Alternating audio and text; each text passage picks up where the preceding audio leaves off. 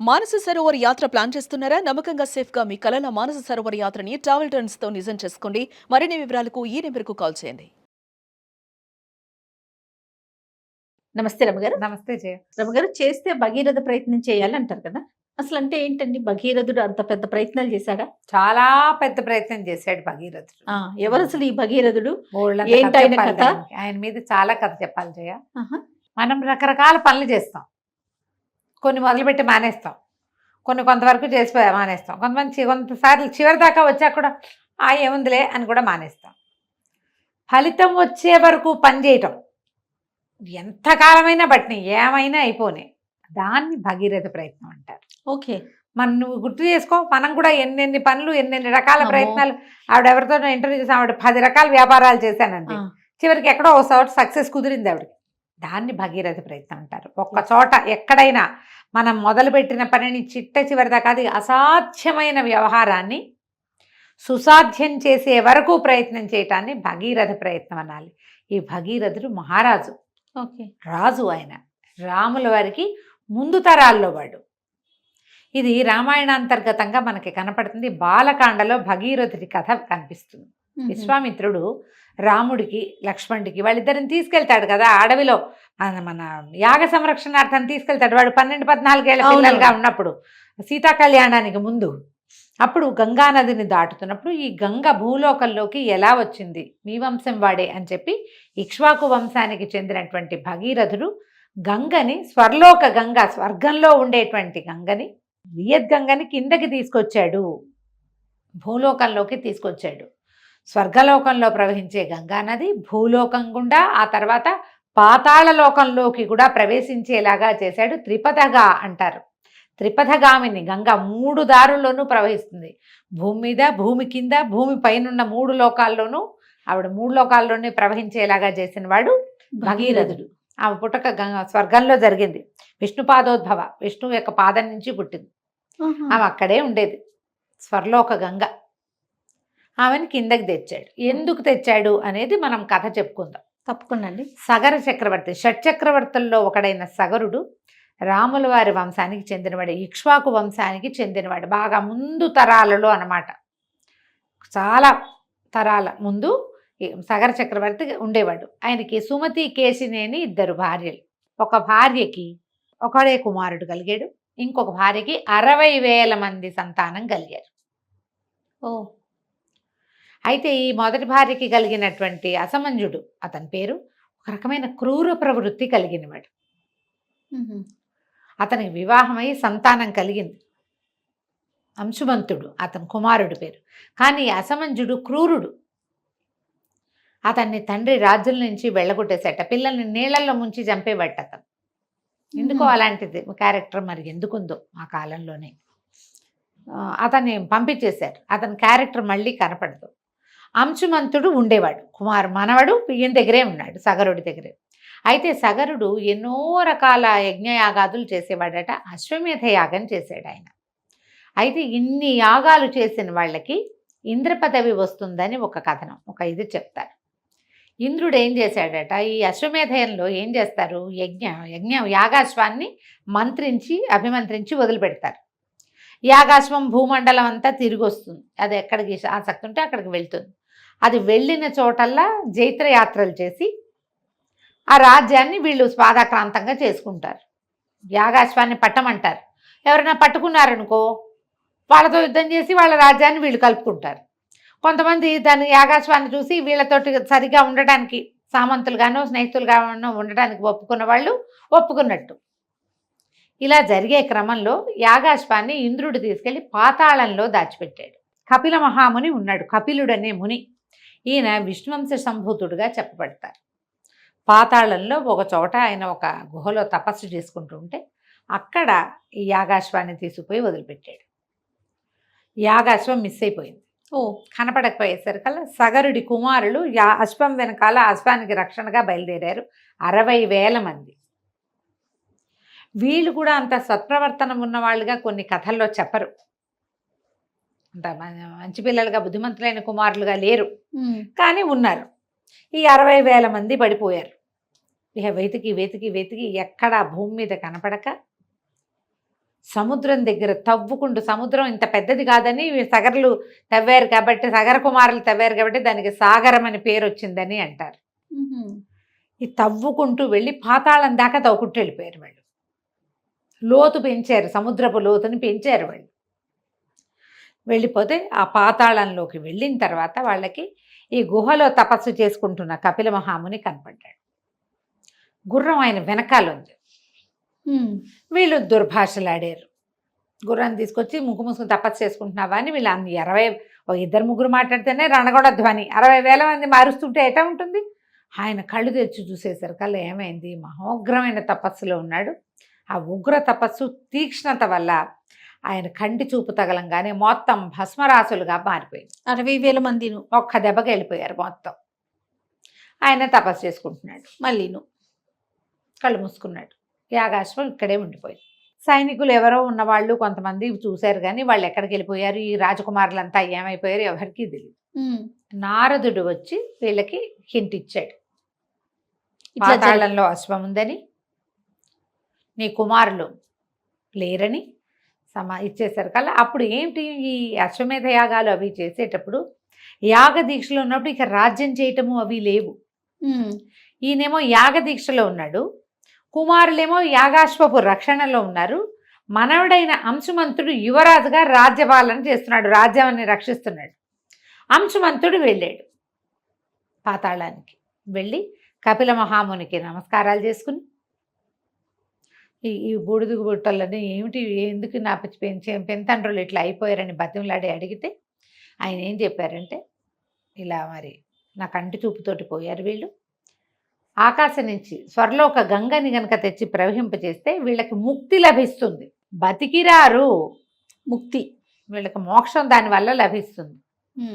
అక్కడి నుంచి ఏం చేశాడు, ఏవో కొంచెం నీళ్లు చేసుకుని వీళ్ళకి తర్పణాలు విడిచి తను చేయగలిగిన పని యాగాశ్వాన్ని తీసుకుపోయి తాతతోటి దాన్ని ఏర్పరిచాడు. తాతతోటి యాగాన్ని పూర్తి చేయించేశారు. అశ్వమేధ యాగం పూర్తిపోయి కానీ పరమ దుఃఖంలో ఉన్నారు. అంశుమంతుడే రాజయ్యాడు. సగరుడు అంశుమంతుడు ఇద్దరు కొంత తపస్సు చేశారట. దేనికోసము, ఈ వీళ్ళకి మోక్ష సాధన కోసం. ఈ 60,000 60,000 మందికి కుదరల. అంశుమంతుని కుమారుడు దిలీపుడు కూడా కొంత ప్రయత్నం చేశాడు. తన తాతలకి తాతలే కదా, వాళ్ళ తాతలేగా వాళ్ళ నాన్నకి బాబాయిలు, వాళ్ళకి మోక్షం కోసం అతను కూడా ప్రయత్నం చేశాడు, అవలేదు. దిలీపుని కుమారుడు భగీరథుడు. ఓహో, తన ముందు తరం వాళ్ళైన తమ ముత్తాతల కోసము, అంతే కదా, అంతే, ముత్తాతల దీనికోసము ఆయన తపస్సు చేయాలనుకున్నాడు. రాజ్యానికి రాజుగా ఉండి ఎప్పుడైతే ఈ కథనం ఇది నడుస్తూ ఉంటాయి కదా ఇవన్నీ కుటుంబాల్లో, నారదుడి ప్రేరేపణతోటి ఈయన బ్రహ్మదేవుడి కోసం తపస్సు చేశాడు. మా ముత్తాతలకి, మా పితరులు అంటాడు, ముత్తాతలు అంటాడు, పితరులకి మోక్ష సాధన, వాళ్ళకి ఏం చేయాలి నేను అని 1000 సంవత్సరాలు బ్రహ్మదేవుడి కోసం తపస్సు చేశాడు. బ్రహ్మ అనుగ్రహించి, నాయన స్వర్గంలో ఉంటుంది గంగ, ఆమెను ప్రార్థించి ఆమె వస్తానంటే నీ వెనకాల నువ్వు తీసుకెళ్ళచ్చు. ఈయన బ్రహ్మదేవుడిని ఏమడిగాడంటే, ఈ కాలం అంతా నేను జీవించి ఉండాలి. 1000 సంవత్సరాలు తపస్సు చేశాడంటే మరి ఎంత వయసు ఉంది ఆయనకి, ఎంత తపస్సు చేసి ఉంటాడు. నా ప్రయత్నం సఫలం అయ్యేదాకా నేను జీవించి ఉండే అవకాశాన్ని, చిరంజీవిత్వం వద్దు నాకు, కానీ నా పని అవ్వాలి. పని అవ్వకుండానే మా తాత పోయాడు, మా నాన్న పోయాడు, వాళ్ళు చేయలేకపోయారు. కానీ నేను అది కాదు, నా పని అయ్యేదాకా బతికుండే అవకాశం ఇవ్వని బ్రహ్మదేవుడి దగ్గర వరం పొంది అప్పుడు గంగా నదిని తీసుకురావడం కోసం, గంగ కోసం మళ్ళీ 1000 సంవత్సరాలు తపస్సు చేశాడు. 1000 ఏళ్లకి గంగా నది ప్రత్యక్షమైంది. గంగాదేవి ప్రత్యక్షమై, నాయన వస్తాను, కానీ నేను ఈ స్వర్గంలో నుంచి ఒక్కసారి భూలోకంలో పెడితే నన్ను తట్టుకోలేదు, భూమి తల్లకిందులైపోతుంది. అందుకని ఎవరైనా నన్ను భరించేవాడు కావాలి అని చెప్పి భగీరథుడికి చెప్పింది. ఎవరు నిన్ను భరించగలిగేవాడు అంటే పరమేశ్వరుడు భరించగలడు, ఆయన అడగమంది. పరమేశ్వరుడి కోసం 6 సంవత్సరాలేట ఈయన తపస్సు చేసింది. 1000 ఏళ్ళు తపస్సు చేస్తే కానీ బ్రహ్మదేవుడు రాలా, గంగాదేవి రాలా, ఈయన 6 ఏళ్ళకే వచ్చేసాడు. భోళాశంకరుడు, శివుడు సులభ సాధ్యుడు, నీకు పట్టుకోవడం రావాలంతే. అంతే. చాలా కథలు ఉన్నాయి జయ అట్లా. అవునవును. భగవంతుడు చాలా, పరమేశ్వరుడు సులభంగా వశం చేసుకోవచ్చు. అయితే తపస్సు చేశాక పరమేశ్వరుడు ప్రత్యక్షమై, ఏమిటి నాయనా నీ సంగతి, నీకేం కావాలని అడిగితే, గంగని మా పితరుల మోక్ష సాధన కోసం అడిగాను, ఆ అమ్మ వస్తానంది, ఆమెను భరించే వాళ్ళు కావాలంది, నువ్వు ఆ స్వర్గం నుంచి దూకే గంగని నీ శిరస్సు మీద దాల్చి నీ శిరస్సు నుంచి నన్ను వదిలిపెట్టు, ఆమెను వదిలిపెట్టు భూమి మీదకి అని చెప్పు. ఎందుకంటే పరమేశ్వరుడు ఎక్కడున్నాడు, భూమి ఆకాశాలు కలిసేలాగా ఉన్నటువంటి హిమాలయాల్లోని కైలాస పర్వతంలో ఉంటాడు. ఆమె పైన ఉంది, పైనుంచి కైలాసం మీదకి వస్తుంది గంగ, అక్కడి నుంచి హిమాలయాల్లోకి విడవబడుతుంది. ఈజీ కదా. ఈ భావంతో ఒప్పుకున్నారు. ఆ గంగాదేవికి ఏమనిపించింది, ఓహో నేను ఇంత గొప్పదాన్ని, నాతో పాటు శివుణ్ణి కూడా లాక్కెళ్ళిపోవాలనుకుంది ఆవిడ. ఓహో. ఒక్క దూకు దూకి మీద పడిపోయింది, నెత్తి మీదకి పడేసరికల్లా ఆయనకి అర్థమైంది ఈవిడ కోలేమిటో. అర్థమయ్యి ఇక నిన్ను బయటికి రానివ్వకుండా చేస్తానని జట ముడేసేట్టు. ఆ తల మీద పడితే ఈ జటాజూటం అంతా కవర్ చేసి అందులోనే ఉండిపోయింది.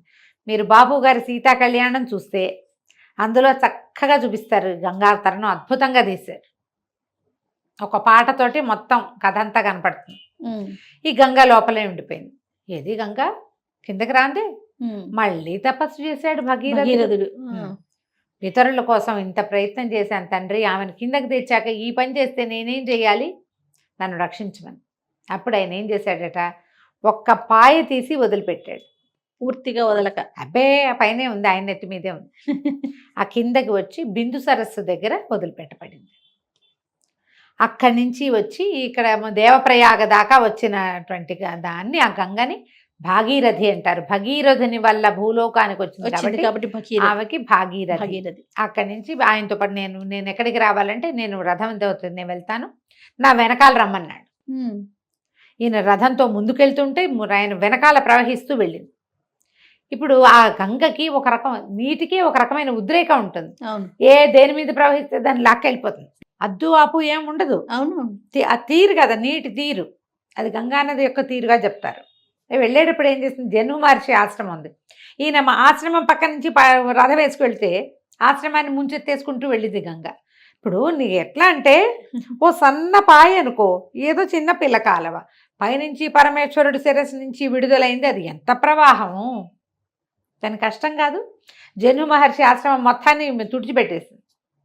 పెట్టేసరికి ఆయన కోపం వచ్చింది, ప్రవాహం మొత్తాన్ని ఒక ఇట్లా పుడిచిట పట్టి ఇట్లా పట్టుకుని తాగేసేట మొత్తం.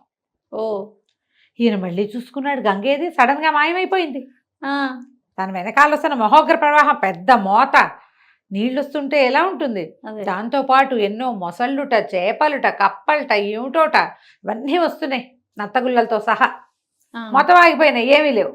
ఈయన వెనక్కి తిరిగి చూసుకుని మళ్ళీ జన్మ మహర్షి పాదాలు పట్టుకుంటే చెవిలో నుంచి వదిలిపెట్టేట ఆయన ఆ ప్రవాహం మొత్తాన్ని. అది ఏ వైపుకి వెళ్తే ఆ వైపున ఉన్నటువంటి ప్రతి భూమి పవిత్రమైంది, ప్రతి భూమి సారవంతమైపోయింది. సంవత్సరాలుగా నీళ్లు లేని ఆ భూములన్నీ కూడా అద్భుతంగా సారవంతంగా అయినాయి. వాళ్ళందరూ అద్భుతమైన ఇదనమాట. దేవతలు కూడా వాళ్ళ వెనకాల పడి వస్తూ చూస్తున్నారు ఎక్కడెక్కడికి వెళ్తోంది.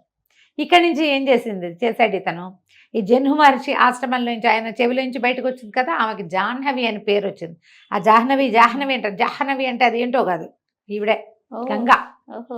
జన్మ మహర్షి ఆయన పేరు జాహ్నవి. అక్కడి నుంచి బయటకు వచ్చాక ఏం చేశాడు, ఈయన పాతాళం వైపుకి తీసుకెళ్ళాడు. ఆ పాతాళం లోపల కూడా ప్రవేశించి ఈ 60,000 మంది బూడిదరాసుల మీదకి ప్రవహించి వాళ్ళందరి ఆత్మలు అక్కడి నుంచి లేచెళ్ళటాన్ని చూశాడు. అతను ఆ గంగా నదితో తర్పణాలు విడిచాడు. ఆ నీళ్లతోటి, నీళ్లు ప్రవహించడం వల్ల బూడిద కలిసిపోవటం కాదు అక్కడ జరిగింది, అది ఒకటే కాదు. ఈయన కిందకి ప్రవహించిన గంగా నదితోటి తర్పణాలు విడిచి తన పితరుల రుణం తీర్చుకున్నాడు. వాళ్ళ నాన్నది కాదు, తాతది కాదు, ముత్తాత అన్నదమ్ములు వాళ్ళు. వాళ్ళకి ఆ ముత్తాత యొక్క తండ్రి సగరుడు, ఆయనకి చెప్పాడనమాట, నేను చేస్తాను ఈ పని అని. తమ ముందు తరాల్లో ఎవ్వరూ చేయలేని పనిని ఇట్లా సాధించినందుకే భగీరథ ప్రయత్నం అనేది పెద్ద ప్రయత్నంగా చెప్తారు. చివరి వరకు పని చెయ్యాలి ఏదైనా సరే. అది ప్రయత్న లోపం ఉండకూడదు. ఉండకూడదు. చాలా బాగుంది రమ్మగారు. నమస్తే. నమస్తే.